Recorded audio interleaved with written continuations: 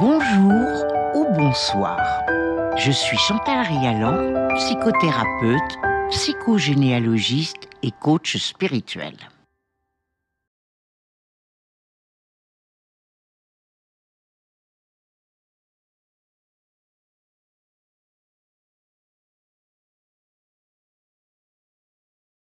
Bonjour, nous nous retrouvons aujourd'hui sur le podcast de Chantal Réalan, Bienvenue sur Terre, pour un nouvel épisode, Rencontre avec un pervers narcissique, mode d'emploi. Bonjour Chantal.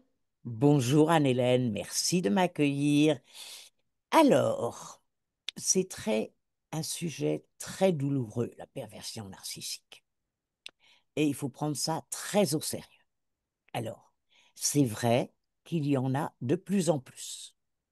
Il y en a dans les gouvernements de toute la planète, pas que, heureusement. Il y en a dans les entreprises, dans le monde du travail, et il y en a dans le monde affectif. Alors, il ne s'agit pas d'en voir partout, mais il s'agit quand même de les détecter et de comprendre ce qui se joue. Alors, on va commencer par l'affectif. Et on va commencer par les femmes amoureuses de pervers narcissiques.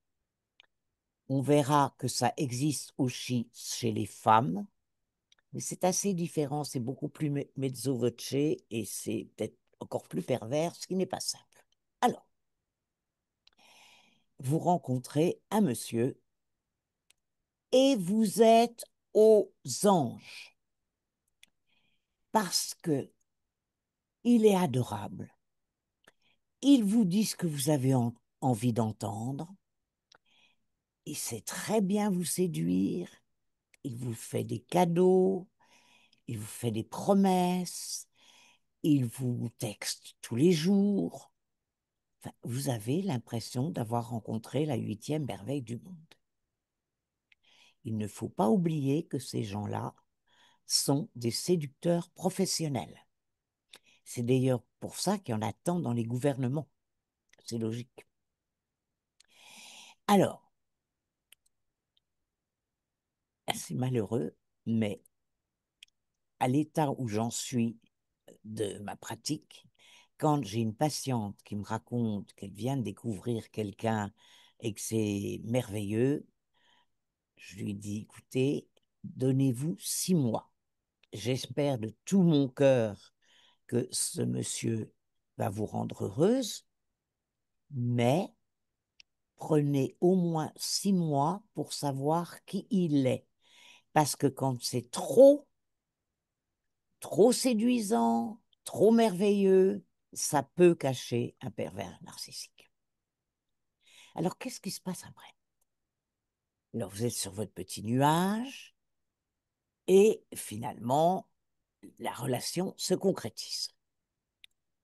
Ah, mais une fois que la relation est concrétisée, c'est tout à fait une autre chanson. D'abord, il vous critique. Avant, il vous faisait des compliments, etc. Non, là, petit à petit, il vous critique. Alors, vous êtes complètement désarçonné. Vous ne comprenez pas pourquoi. Vous passez des heures à essayer de vous justifier, de communiquer, parce que les pervers narcissiques ne sont pas attirés par n'importe qui. Les pervers narcissiques sont attirés par des femmes calmes, fortes, qui aiment la paix, qui détestent les conflits et qui veulent construire une belle relation. Donc, petit à petit, vous avez de plus en plus de critiques et vous passez un temps infini à essayer de discuter et de vous justifier. Après, vous avez des sautes d'humeur constantes. Pervers narcissique peut commencer la soirée de très bonne humeur et une demi-heure après être odieux. Et ainsi de suite. De toute façon, avec la perversion narcissique, tout est toujours de votre faute. Vous êtes coupable de tout. Alors évidemment, c'est très très dur à vivre. Et il fait aussi le vide autour de vous. Il y a beaucoup de pervers narcissiques qui poussent leur conjointe à ne plus travailler. Parce que là, c'est merveilleux. Elles n'ont plus d'autonomie financière et donc elles sont extrêmement vulnérables et dépendantes. Beaucoup de pervers narcissiques séparent les personnes de leur famille. Ben oui, il y a moins de support, il y a plus de support. Ils séparent aussi des amis.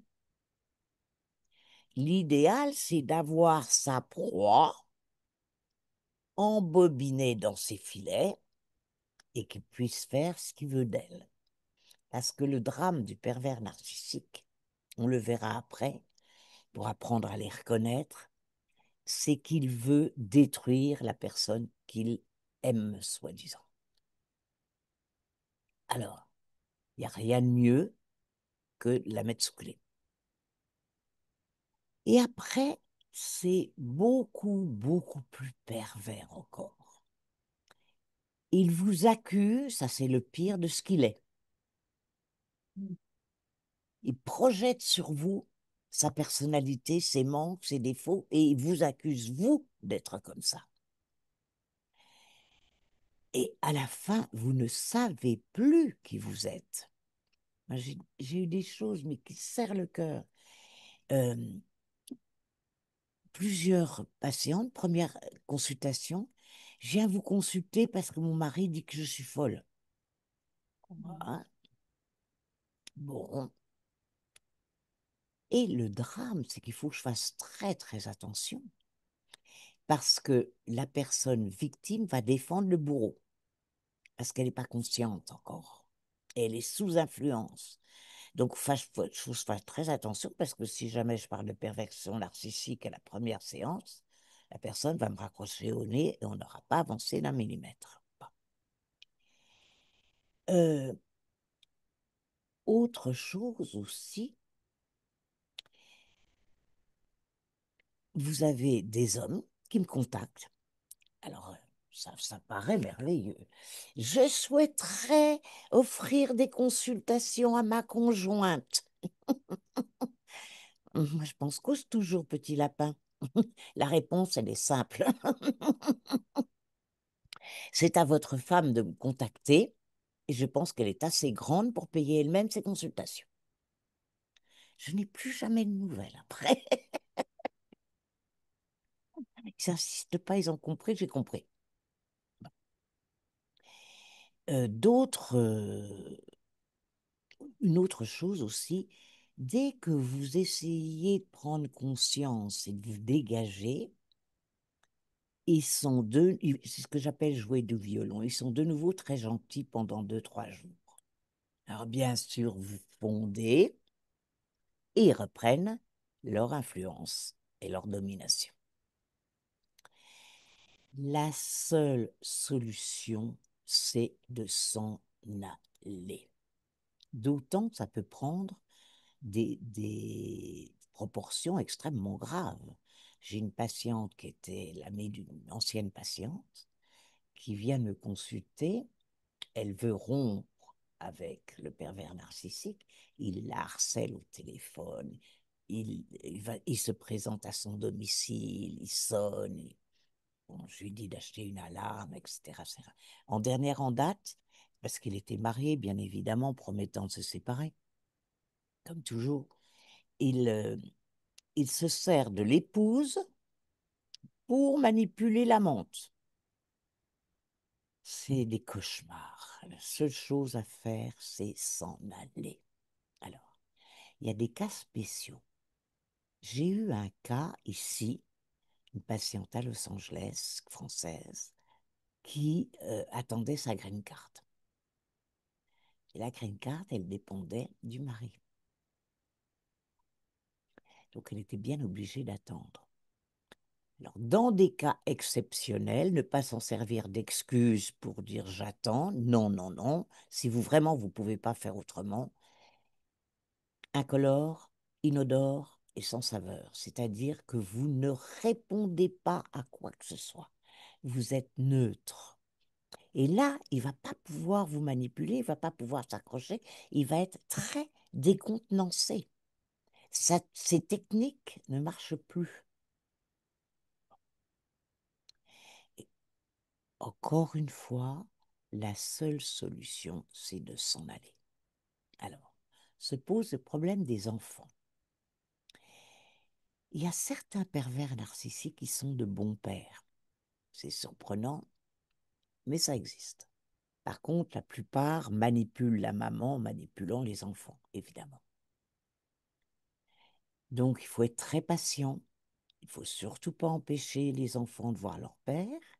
Il ne faut pas critiquer le père. Mais petit à petit, les enfants vont prendre conscience, se rendre compte. Là, j'ai récemment euh, des enfants bas âge qui ont été en vacances chez le père, dans les dom-toms, et le père a failli les noyer. Non pas parce qu'il voulait les noyer, mais c'est Monsieur Alpha qui sait tout et veut être dominant. C'est fou. Donc, dans ces cas-là, ben, il faut évidemment faire une déposition en justice, etc., pour protéger les enfants. Alors, il faut bien comprendre que pendant 2, 3, encore bien plus d'années, vous avez été euh, sapé. Donc, c'est normal que vous preniez du temps pour vous reconstruire, pour savoir qui vous êtes. Alors, à quoi ça sert un pervers narcissique?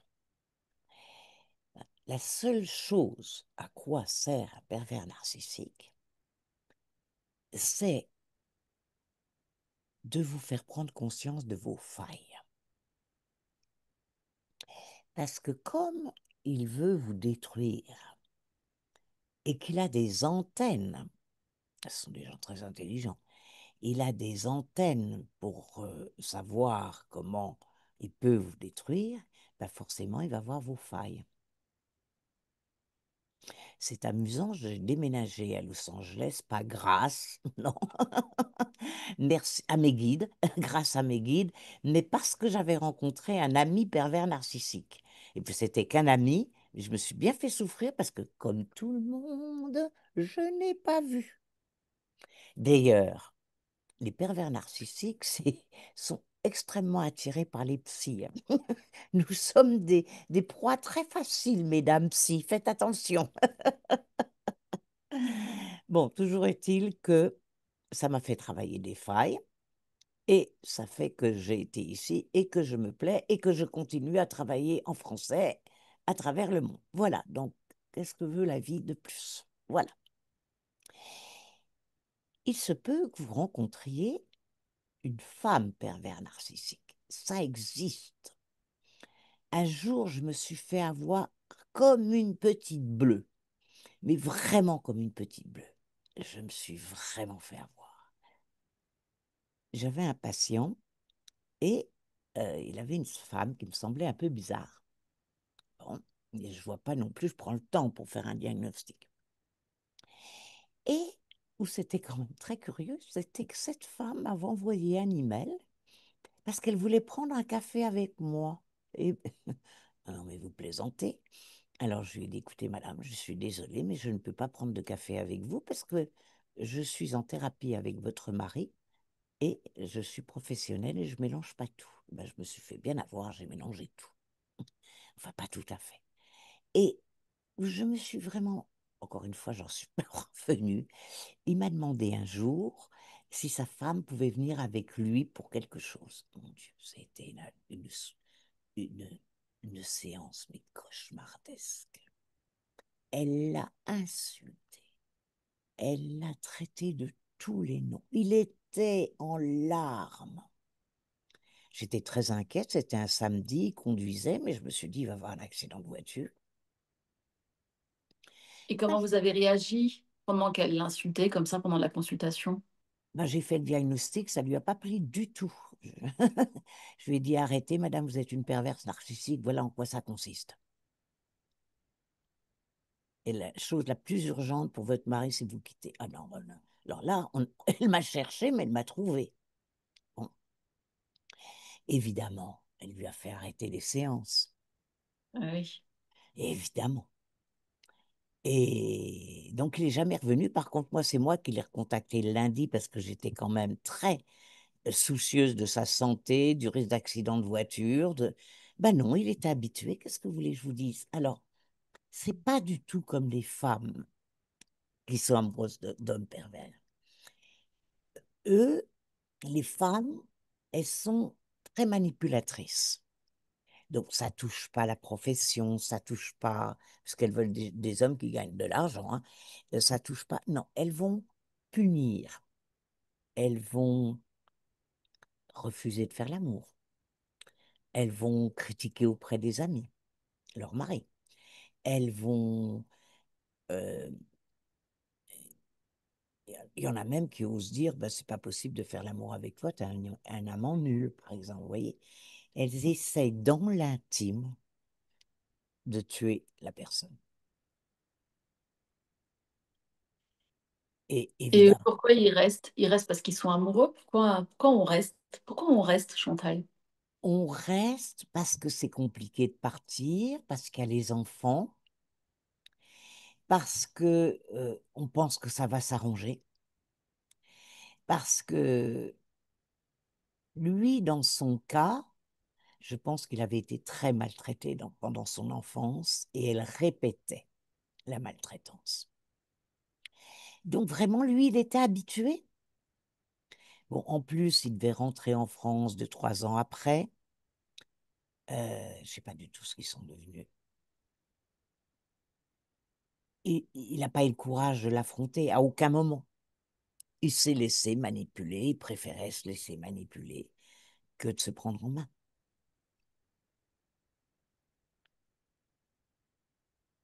C'est dur de prendre conscience que la personne n'est pas guérissable, qu'elle ne changera pas et que il n'y a pas d'autre solution que partir. C'est ça le courage, partir. Alors, moi, personnellement, je ne fais pas thérapie de couple à cause des pervers narcissiques. Je m'explique, rassurez-vous, je n'ai pas que des patients mariés avec des pervers narcissiques. Mais je ne veux pas, comme ça, ex nihilo, recevoir un couple. Je regarde mes petites notes pour ne rien oublier. Et, et que, au bout de 2 séances, je m'aperçois que l'homme est pervers narcissique. Parce que là, c'est foutu. Il va manipuler la psy, il va manipuler sa femme. Il va, il- Parce que ces gens-là sont des grands séducteurs qui veulent avoir raison, on en viendra tout à l'heure, et qu'ils charment, et qui veulent rien changer de la situation, ça les arrange tout à fait.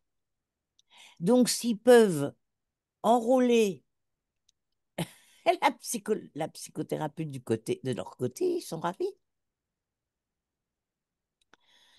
Et au fond, peut-être que c'est quelque chose qu'il cherchait inconsciemment en me présentant sa femme. Enfin, je ne pouvais pas le laisser de traiter comme ça, c'était pas possible.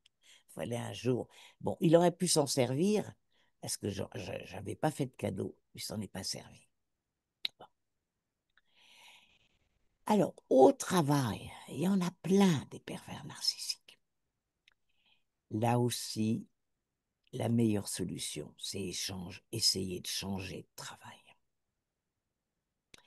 Il y a même, je me souviens d'un patient suisse qui était cuisinier et qui faisait, son patron faisait régner une telle ambiance dans la cuisine qu'il y avait eu des tentatives de suicide. Ouais. Ah oui, on peut aller jusque-là. Il y a d'ailleurs beaucoup de gens qui se suicident à cause de pervers narcissiques. De pervers. Donc là, il a réussi à faire bloc avec d'autres et à consulter un avocat. Et finalement, au miracle, c'était pas le patron de l'affaire, c'était le directeur a été viré. Il ne faut pas se laisser faire, jamais. Mais le mieux est d'essayer de trouver un autre travail. Alors, bien sûr, quand il y a une synergie, ça vaut le coup de se battre ensemble Oui, et de faire évoluer les choses. Mais quand on pense qu'il y a encore des psys qui ne savent pas ce que c'est que la perversion narcissique, quand on pense qu'aux États-Unis, la nièce de Trump, qui est psy, a écrit un livre où elle part de la personnalité psychopathe de son oncle, ça veut dire qu'aux États-Unis, on ne connaît pas cette maladie ou on la connaît très très peu. Donc il y a encore du travail à faire. Alors, finalement, qu'est-ce que c'est un pervers ou une perverse narcissique? C'est très simple. J'ai oublié de dire qu'ils cherchent à être des notables, hein, qu'ils cherchent à être bien vus, bienfaiteurs.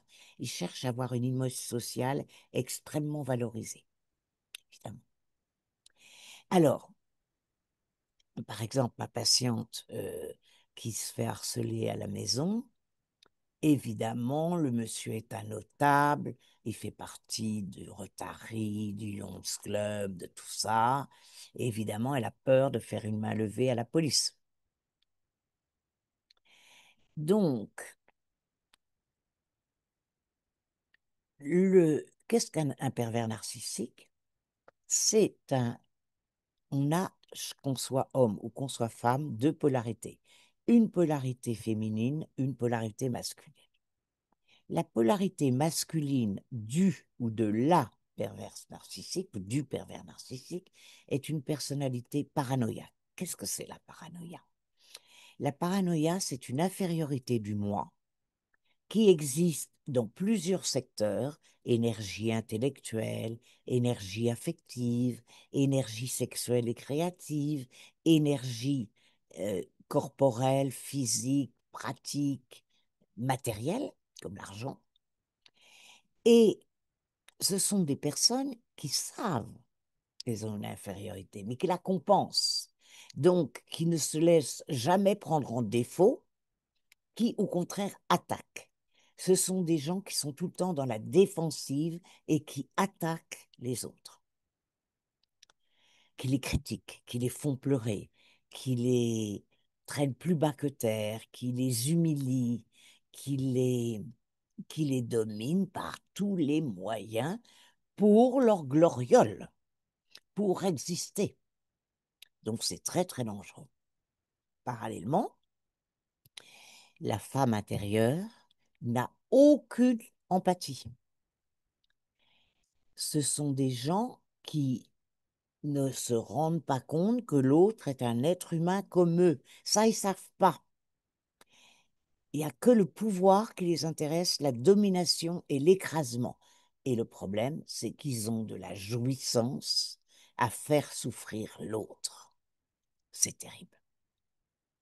Terrible. Donc, comment voulez-vous que ça se guérisse? Quand on est heureux de faire souffrir, on ne va pas chercher à se soigner.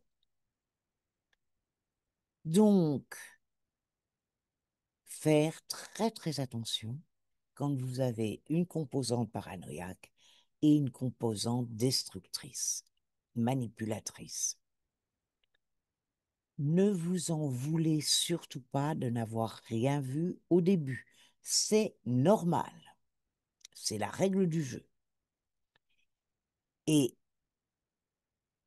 pardonnez-vous d'avoir rencontré un ou une perverse narcissique. Et faites-en quelque chose pour vous construire. Maintenant, vous avez su faire tout le chemin de quitter cette personne et de vous reconstruire.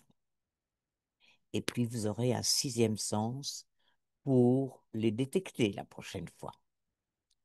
Et vous pourrez aussi aider les autres qui sont dans cette période si difficile et qui ont besoin d'être soutenus. Je vous remercie de votre attention et de votre confiance. N'oubliez pas de vous abonner. À bientôt. Prenez bien soin de vous et je vous souhaite le meilleur.